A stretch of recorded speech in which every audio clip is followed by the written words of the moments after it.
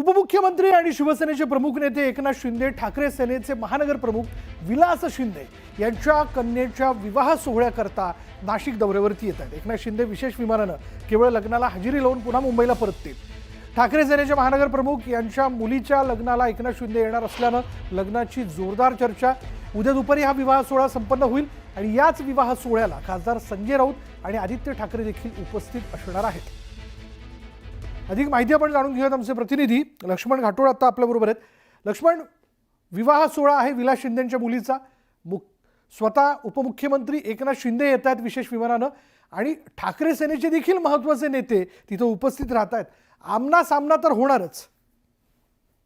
विशाल, खरं तर या सगळ्या एकनाथ शिंदे यांच्या दौऱ्यामुळे विलास शिंदे यांच्या कन्येचा विवाह सोहळा जो आहे तो राजकीय चर्चेचा विषय यासाठी ठरलेला आहे। कारण विलास शिंदे हे ठाकरे सेनेचे नाशिक विभागाचे महानगर प्रमुख आहे आणि माजी नगरसेवक देखील आहे। त्यांच्या मुलीचा हा विवाह सोहळा आहे आणि त्यांच्या मुलीच्या विवाह सोहळ्यासाठी एकनाथ शिंदे जे शिंदे सेनेचे प्रमुख नेते आहे त्यामुळे ते या लग्न सोहळ्याला येत आहे। त्यामुळे सगळ्यांच्याच भुवया या सगळ्याच्या निमित्ताने उंचावलेला आहे आणि जसं आपण म्हणाला की या सगळ्या विवाह सोहळ्याला संजय राऊत देखील असणार आहे, आदित्य ठाकरे देखील असणार आहे आणि या लग्न सोहळ्यातच आता एकनाथ शिंदे देखील येणार असल्यामुळे सगळ्यांच्याच भुवया उंचावलेला आहे। आमने सामने जे आहे हे सगळे नेते येण्याची शक्यता देखील यामुळे निर्माण झालेली आहे। मात्र एका सामान्य कार्यकर्ता जो एकेकाळी एकनाथ शिंदे यांच्यासोबत त्यांनी सोबत काम केलेलं आहे त्याच्या एका मुलीच्या विवाह सोहळ्याचं निमंत्रण त्यांना मिळालं आणि त्या एका निमंत्रणावरती एकनाथ शिंदे विशेष विमानाने नाशिकला उतरणार आहे आणि नाशिकवरून फक्त विवाह सोहळ्याला उपस्थित राहून पुन्हा मुंबईला परतणार आहे। त्यामुळे एकनाथ शिंदे यांच्यामधला सामान्य कार्यकर्ता जपण्याचं जे